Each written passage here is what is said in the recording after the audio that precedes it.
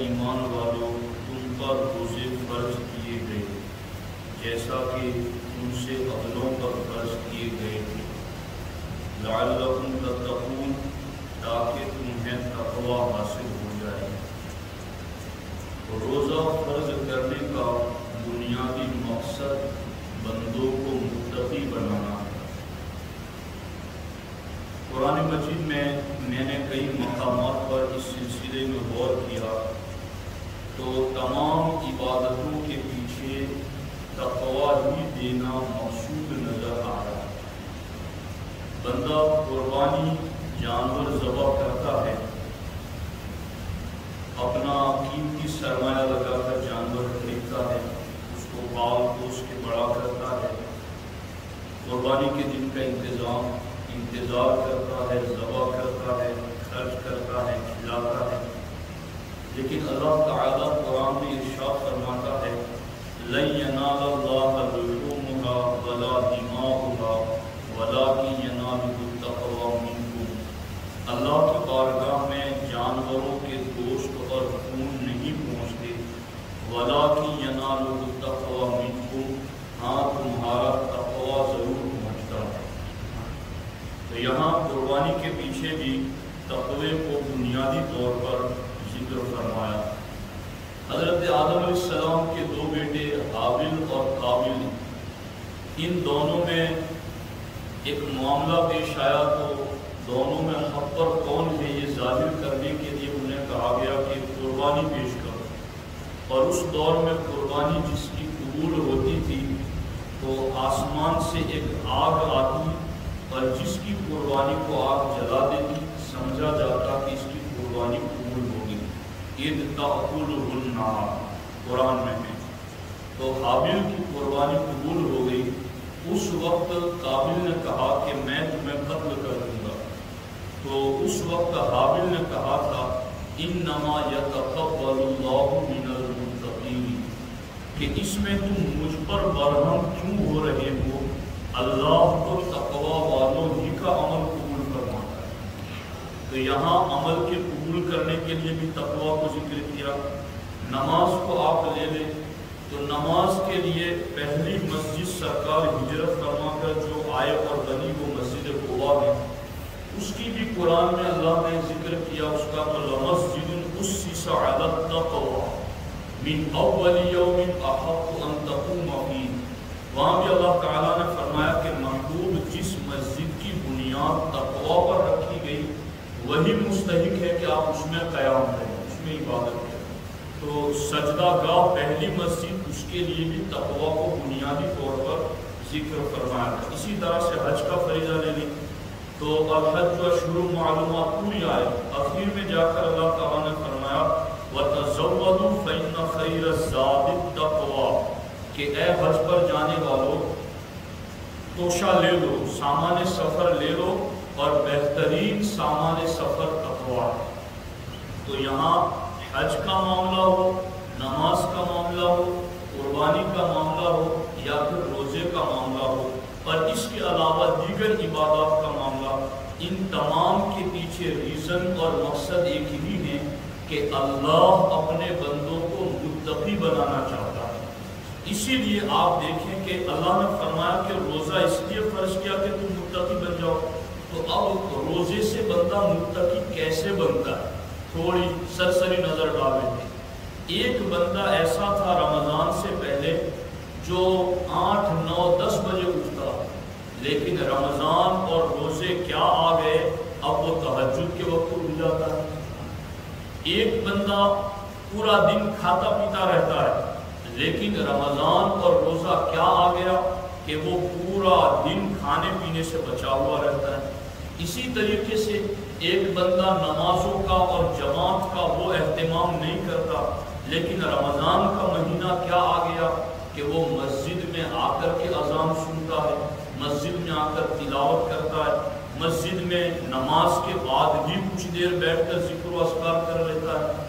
تو اس طریقے سے آپ مومن کی زندگی اور اس کے معمولات، یعنی اس کی زندگی رمضان میں جو چینج ہوتی ہے اس کو اگر آپ دیکھیں گے تو حرام لقموں سے بچنا، بد نگاہی سے بچنا، بد کلامی سے بچنا، اسی طریقے سے نمازوں کی پابندی کرنا اور باقی ذکر و اذکار تلاوت قرآن کی پابندی کرنا، ان ساری چیزوں میں مومن کی زندگی چینج ہو جاتی ہے، اور یہ زندگی چینج ہو کر کے ہمیں بتاتی ہے کہ رب نے بالیقین روزوں کی وجہ سے مومن کو تقوی عطا فرمایا ہے۔ تو یہ تقوی کا نور ہے جو روزوں کی وجہ سے مومن کو ملتا ہے۔ لیکن ہمیں اسی پر بس نہیں کرنا ہے، ہمیں کچھ اور آگے بڑھنا ہے۔ کچھ مسلمان ایسے ہوتے ہیں کہ رمضان ان کی زندگیوں میں صرف اتنا فرق آتا ہے رمضان میں کہ وہ صبح کے ناشتے کی جگہ سحری کر لیتے ہیں، اور دوپہر کا کھانا ایسے ہی وہ شام تک کھاتے ہیں، تو وہ کھانا ان کا افطاری کے اندر آ جاتا ہے۔ ان کے اندر فرق زیادہ سے زیادہ بس کھانے کی چینجنگ کا آتا ہے، باقی کچھ نہیں آتا۔ کچھ ایسے بھی افراد ہوتے ہیں۔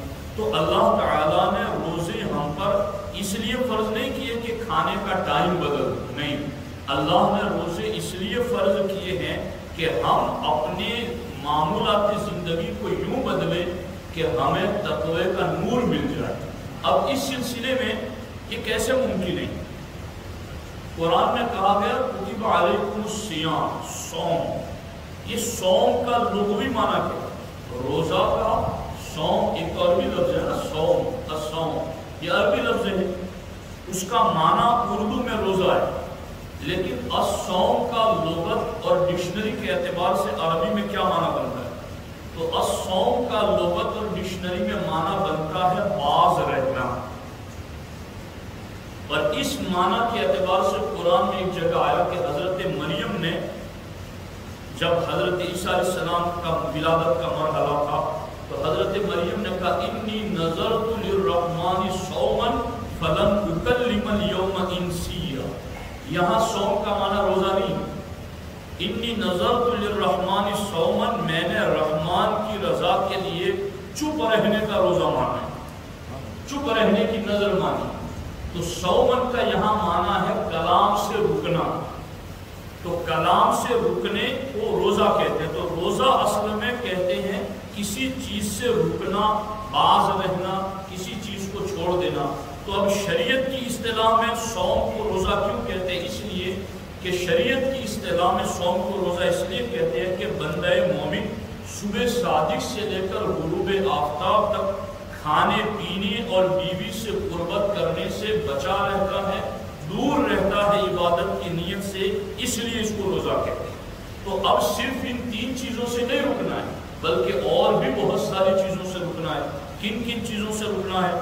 اللہ کے رسول صلی اللہ علیہ وسلم ارشاد فرماتے ہیں اذا صمت فلیصم سمعک وبصرک ولسانک ویدک وکل عضو منک۔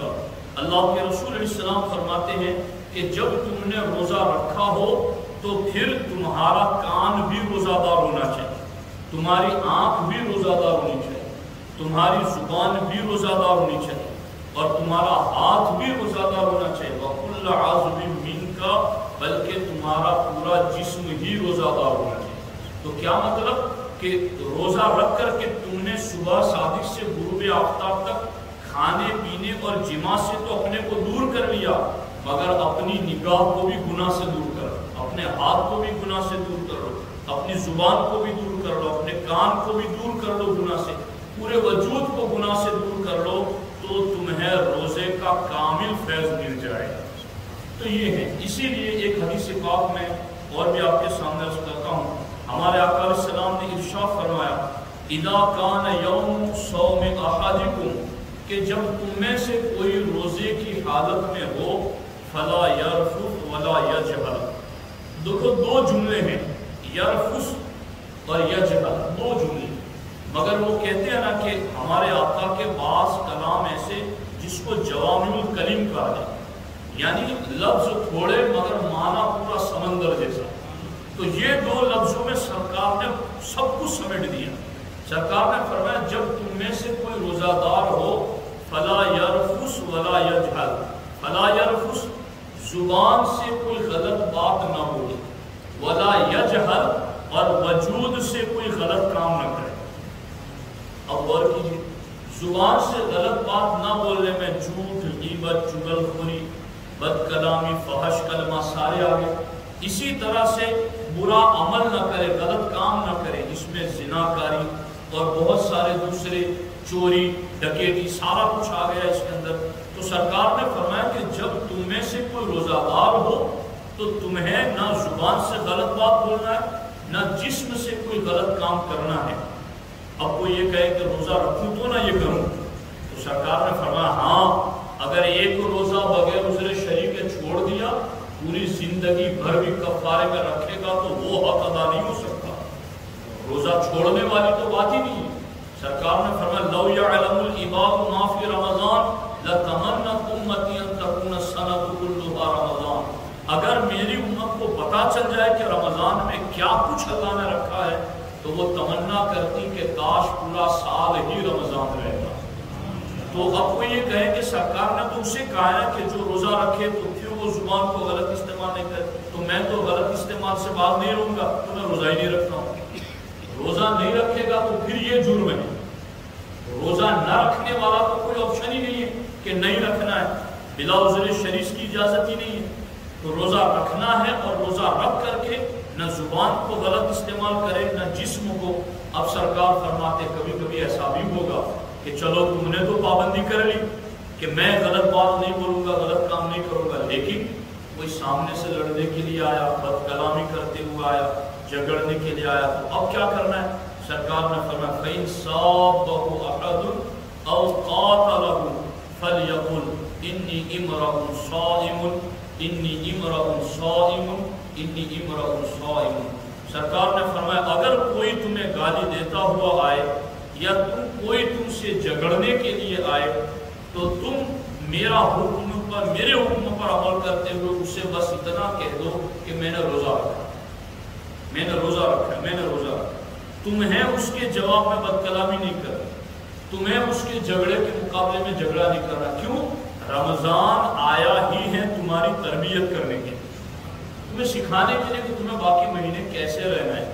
اسی لیے میں بس ایک بات عرض کر کے گفتگو ختم کرتا ہوں. اسی لیے حضرت یعقوب علیہ السلام کے 12 بیٹے، ان میں ایک حضرت یوسف علیہ السلام. یوسف علیہ السلام کو 11 بھائیوں نے لے جا کر کنویں میں ڈال دیا، بیچ دیا، مارا پیٹا، سب کچھ کیا. مگر اللہ تعالیٰ نے ان کے حصے میں سلطنت لکھی تھی مصر کی. جب یہ بھائی 65 سال کے وقت وہاں گئے تو وہاں جا کر کے حضرت یوسف علیہ السلام سے پہچان ہوئی تو یہ ڈر گئے کہ ابھی ہم نے تو ان پر بہت ظلم کیا تھا، یہ ہمیں قتل کرا دے گی. مگر حضرت یوسف علیہ السلام نے کہا لا تثریب علیکم اليوم، آج تم پر کوئی ملامت نہیں، میں تمہاری بخشش کی دعا کرتا ہوں. تو اس کو ذکر کر کے امام صفوری شافعی علیہ الرحمہ فرماتے ہیں کہ یعقوب کے 12 بیٹوں میں ایک یوسف انہیں سب سے زیادہ محبوب تھے. اسی طریقے سے سال کے 12 مہینوں میں رمضان اللہ کو سب سے زیادہ محبوب ہے. ادھر 11 بھائیوں نے غلطی کی تو ایک بھائی کی دعا سے اللہ نے 11 کو معاف کر دیا. اسی طرح رمضان کو مومن اچھے طریقے سے گزارتا ہے تو یہ اللہ کو 12 میں سب سے زیادہ محبوب ہے. پھر رمضان سفارش کرتا ہے تو اللہ مومن کے 11 مہینے کے گناہوں کو معاف کرتا ہے. تو یہ ہے رمضان ہمیں تقوی عطا کرنے کے لیے آیا ہے. ہمیں اس سے کامل فیض اٹھانا چاہیے اور زیادہ سے زیادہ اجر و ثواب حاصل کرنا چاہیے. اور خاص طور پر ان دنوں میں اپنے مرحوموں کی بخشش ضرور مانگتے ہیں، ان کے لیے خاص دعائیں کرتے ہیں. ان کچھ نہ کچھ پڑھ کر کے، ایسا نہیں کہ مسجد میں بیٹھے تبھی گھر جاتے جاتے یہاں سے سورہ اخلاص پڑھنا شروع کر دیں، 20-25 مرتبہ پڑھ لیں گے. گھر جا کر اگر زبان سے نہیں بھی بول سکتے تو کوئی بات نہیں، دل سے نیت کی ہے تو اللہ دلوں کی نیت جاننے والا ہے. آپ نے دل سے نیت کی میرے والد مرحوم، میری والدہ مرحومہ، ان کے لیے میں نے پڑھی ہے تو اللہ تعالیٰ ان کو پھر اجر و ثواب عطا فرمائے. میں آپ کو بتاؤں حضرت ابن حجر مکی رحمۃ اللہ علیہ فرماتے ہیں کہ میں